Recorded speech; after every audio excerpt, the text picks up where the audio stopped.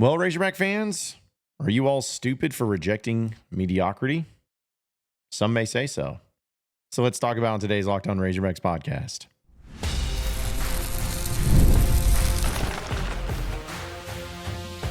You are Locked On Razorbacks, your daily podcast on the Arkansas Razorbacks, part of the Locked On Podcast Network, your team every day. Welcome into Locked On Razorbacks podcast. I am your host, John Nabors. I am also the host of Inside Arkansas Live, which you can catch every weekday starting at noon on Inside Arkansas and InsideArkansas.com. This episode is brought to you by Amazon Fire TV Stick 4K. Turn any TV into your Xbox, no console needed. Head to Amazon.com/Fire TV Locked On to learn more. Hope everybody's having a wonderful Friday.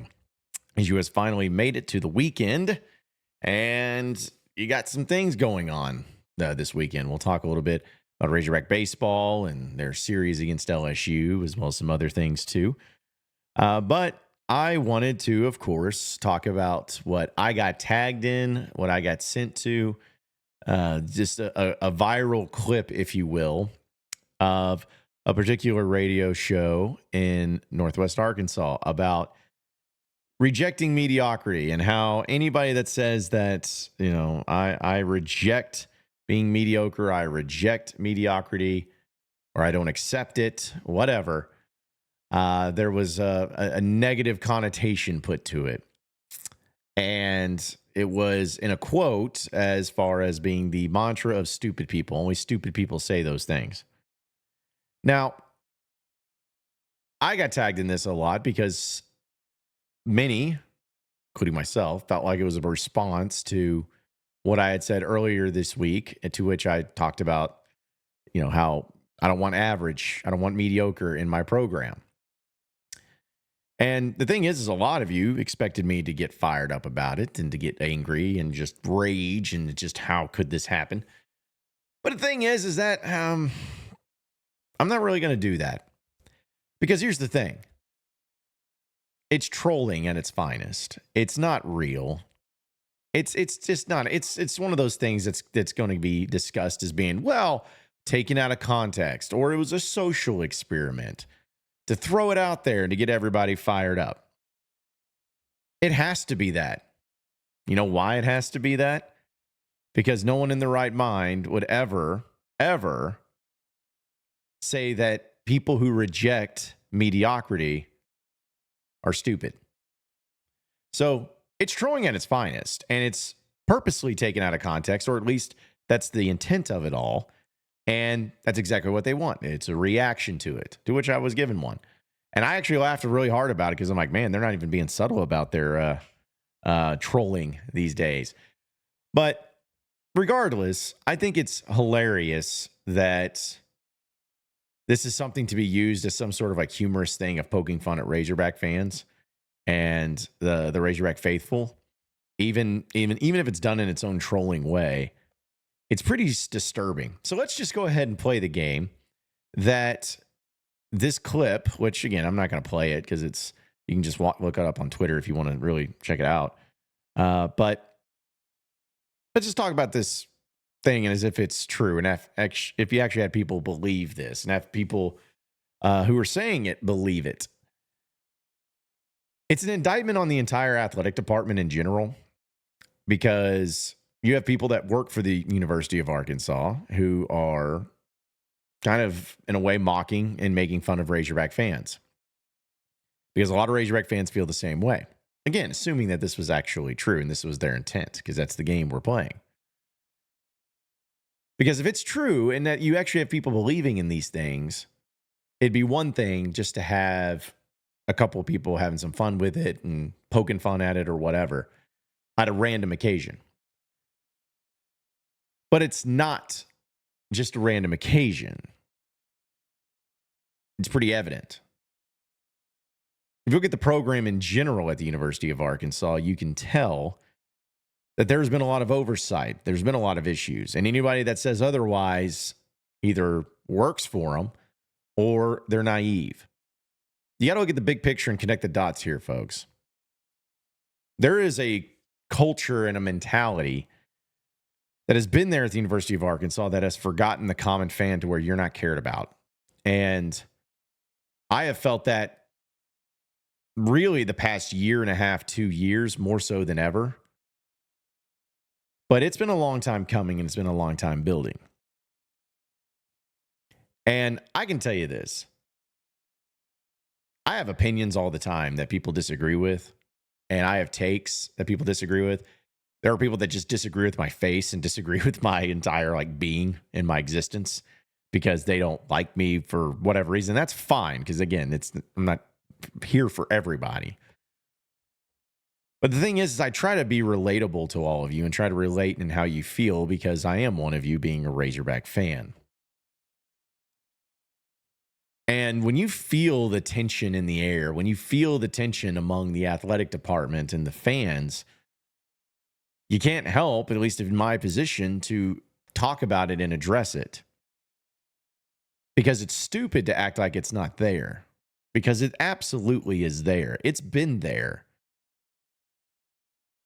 And because it's been there and because it's felt this way, so many of you feel helpless in the fight to try to get your Razorback program back and to have you feel appreciated. The University of Arkansas and the athletic department has failed you miserably. They have failed you miserably in their care for you and their appreciation for you. And it's become simply a job to a lot of these people. Not a passion, but a job.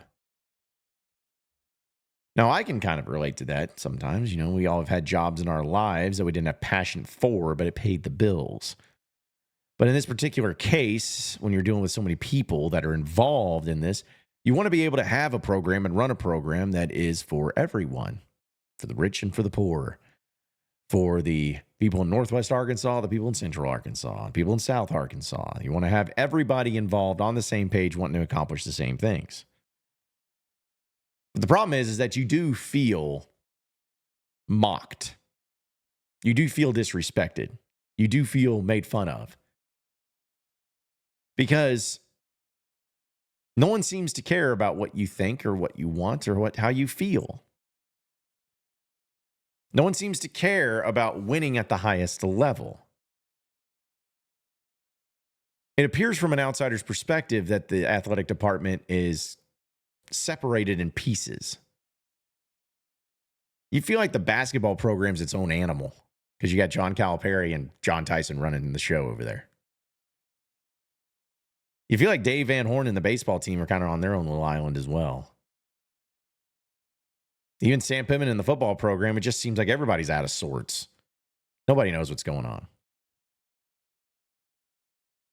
And if you compare it to the other programs, because that's what we have to do here in the SEC, there's not a single thing that you can tell me to make me feel that everything's just A-OK, hunky-dory. There are major problems going on. And anytime a response to your concerns and to your frustrations is making fun of you, mocking you, laughing in your face as if, you know, what did you expect? That to me encompasses the entire culture of what's been going on.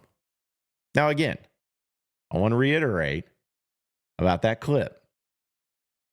I know it's trolling.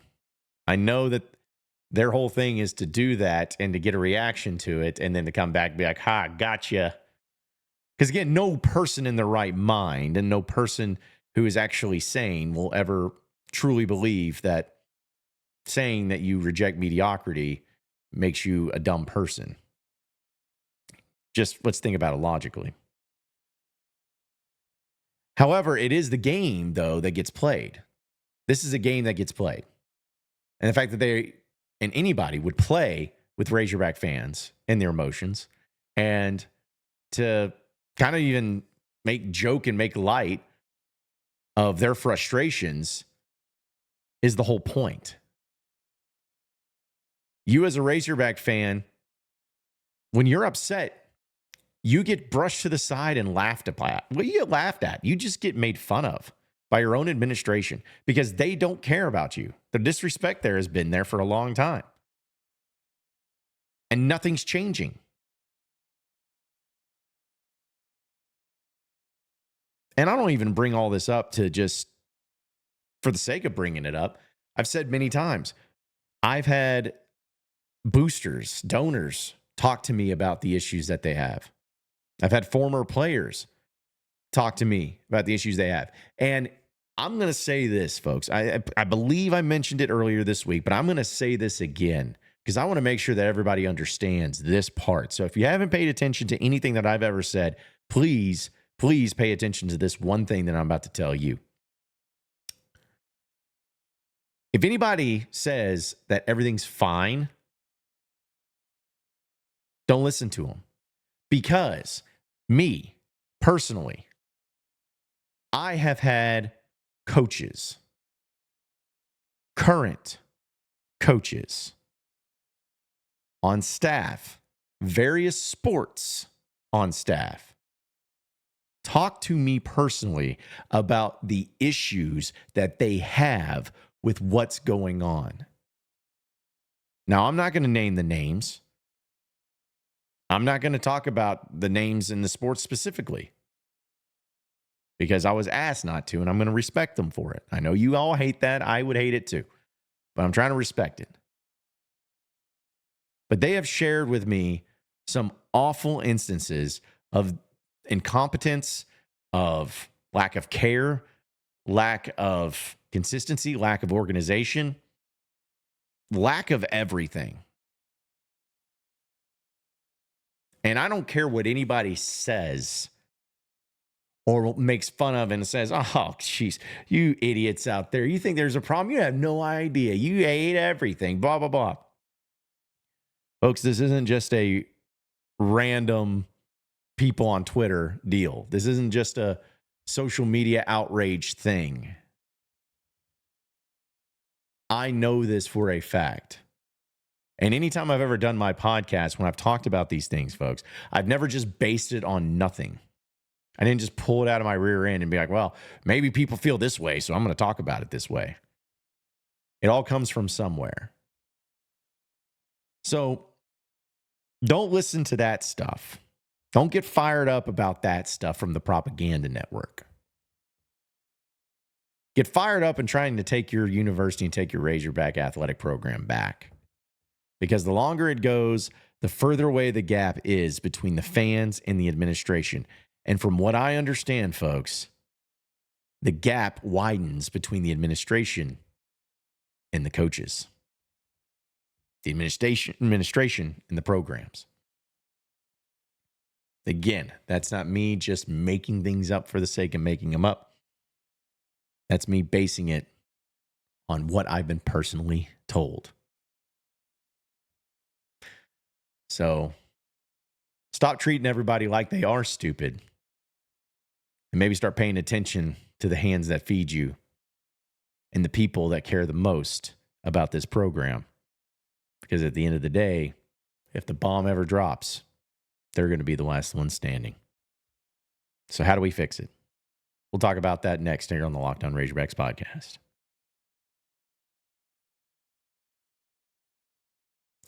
All right, Razorback fans, did you know that your Fire TV is also an Xbox?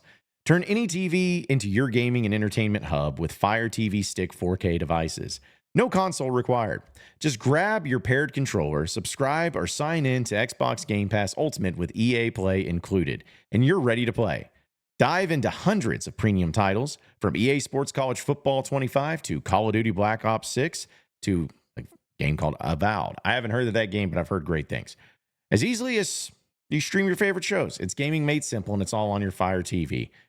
With Wi-Fi 6/6E and auto low latency mode, advanced technology, as well as with a Fire TV Stick 4K, they deliver smoother, more responsive gameplay with lightning fast speeds you need to stay competitive. I know that I'm a gamer, and I know that it's tough to travel with your gaming systems because it seems like the more generations that come along, the bigger the honky things are. It's not exactly easy to travel with. Well, that's what you can do with the Amazon 4K stick because it's going to help you out in bringing your games to life, but also bringing them in a travel mode that makes it very easy to do. So head to Amazon.com/FireTV Locked On to get started.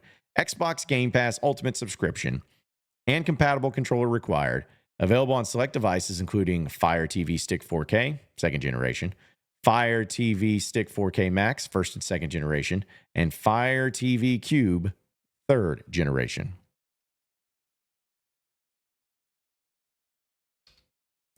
All right, so moving on into the next segment of the Locked On Razorbacks podcast. I have to keep talking about this because it was a fascinating thing to see reactions. I like reactions. I like how people really say how they feel about certain things and when dealing with Razorback athletics.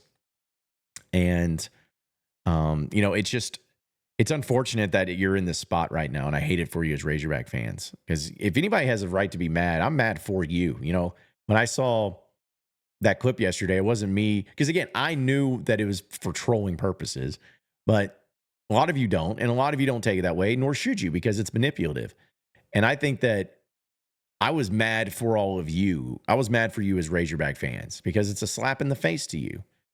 You want to be great. We all want to be great. We know what we're capable of here at Arkansas. And if you ever have anybody that says otherwise, that you can't become something great with your program, then get them out of the program. They don't need to be there.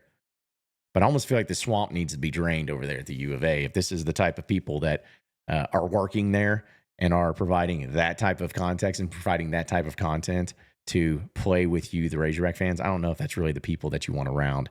But still, it's about fixing this. It's about fixing this gap, this widening gap. Because when I talked about in the last segment about coaches that I've talked to, that's when it really hits home for me. Fans are going to have their own responses and opinions. Even donors, boosters. There's some boosters that are just sick of everything. But there's also some boosters that are just whatever. Just as long as I get my seats, then I'm fine. So everybody's got their own opinion, their own passion, their own approach to everything about it. But it was when the coaches reached out to me about this, because they had heard me talk about it, that it really started to become, I may be onto something here. It may be actually, and I'm not going to pat myself on the back, but it may be something that I actually saw because of how everything felt, and there may be some truth to it. That's when it really hit home. And when you have people reaching out and talking about those things that are inside the program where there seems to be a divide, it's a matter of, well, is it repairable? Can it be fixed? Can it be salvaged at this point? And I talked about this, I think, after the football season ended.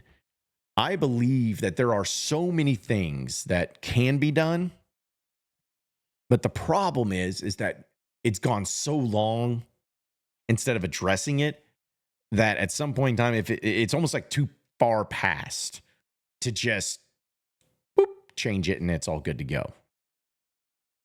Because it comes to the point to where you just need to make decisions that are based in the reality that you're in. You need to make decisions based on getting people back on your side, getting people back into the fold, getting people back to believing again. And I just don't think you can do that with words. I don't think you can do that by doing a 180 on your behavior. I think it has to come with time, has to come with trust to be rebuilt. And at the end of the day, it also has to come with change. Has to come with change. Because as days go by, you start to wonder what you're all doing this for. You start to wonder why are you even a fan anymore? Like I keep having people just say that, and it breaks my heart. It really does, as a Razorback fan. Because it's never been about that. It's never been about looking at being a Razorback fan as a burden of no hope. It has always been looked at as a suffering that is worth it in the end. That's how I've always looked at it. But when you feel that there's no hope, then you start to really reconsider some things. But when I have people telling me that they have been told and the message been relayed to them that this is just shrugging the shoulders, hey, this is just the way it is, you're just going to have to get used to it, and have to settle in because you can't win at the highest level, that ruins everything. I mean, that ruins the trust that anybody has. It would for me. I mean, I own Arkansas, Inside Arkansas. I couldn't imagine if we were going through struggles and we were going through some some problems where we were just keeping our head above water, just barely above water. And it's like, hey, is there going to be some way to fix this? Is it, it's going to get better, right? We're going to make more money. We're going to have more advertising. We're going to be able to grow and expand into this big thing, right? Nah. This is just as good as it's going to get. Just don't have the resources. So just going to have to get over it. My employees would leave. Everybody would leave. And I just think that when you say stuff like that, and that's the message you portray, and on top of everything else that goes along with it, where you haven't been showcasing your appreciation as much, you haven't been making the common fans feel welcome when it comes to everything, something as simple as in-game experiences, the ticket pricing, parking, just like all that stuff. It's like when you don't do a lot to help the common fan, they lose all the trust in you. And they're like, peace, I don't want any part of this. And then if you said, wow, it's just kidding, or, no, I've changed my mind, they're not going to believe you. So that's why I'm saying I think it's just too far past for people to just turn on a dime. It's going to have to come with significant changes. It's going to have to come with an absolute dedication to reversing some of the damage that's been done. But I don't have any faith that that's going to be done. I have zero faith, in fact, that that's going to be done. Because again, my viewpoint is that you aren't cared for. You aren't respected. They got your money, get out. Hey, you paid your money, go. Because if you need any example of that, the NIL is a joke at Arkansas. And it's been handled so poorly. And you've had people that have been willing to help, but it's just because of the resistance to the NIL that the administration has had at the university has caused more problems, and that's not the people you want to be in charge going forward. If they can't be forward-thinking and be ahead of the game and ahead of the curve and embracing the ever-changing thing of college sports, they don't need to be in there. They need to leave. So I hate to be the downer, but I just don't see any way, shape, or form it gets fixed by words or anything. It has to be fixed by legit change. And even then, it's going to take a little bit more for that too. So I'm sorry. Arkansas and LSU, though, play baseball starting tonight. So let's talk about that next on the Locked On Razorbacks podcast. All right, Razorback fans, you ever check into your bank account and wonder, where did all my money go? Between dining out, online shopping, entertainment, it's easy to lose track of everything. But that's where Monarch Money comes in, your personal CFO, giving you full visibility and control over your finances. Monarch Money isn't just a budgeting app, it's a complete financial command center. You can track all of your accounts, investments, and spending all in one place. So you stop just managing your money and start actually building some wealth. Instead of juggling the multiple apps that you have to use, you can use Monarch to check your finances, track your spending, and even plan your long-term goals. Managing money with your partner is even smoother than ever. You can track shared and personal accounts, set goals, and stay on the same page without the stress. Take control of your finances with Monarch Money. Use code LOCKEDONCollege at monarchmoney.com for 50% off your first year. That's monarchmoney.com, code LOCKEDONCollege for half off your first year.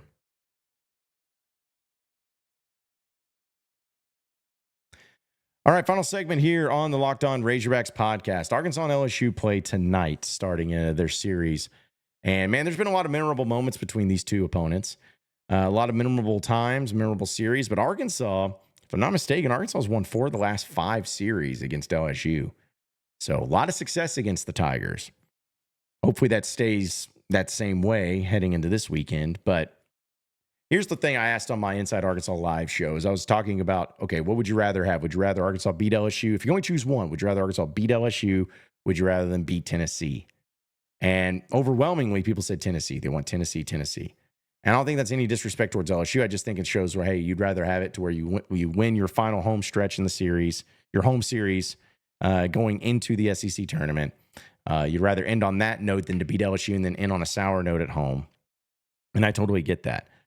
But LSU's a good baseball team. I know that they are coming off of some times where they had a great stretch in winning games, but they're also coming off of a series loss to Texas A&M, which I know Arkansas can relate to.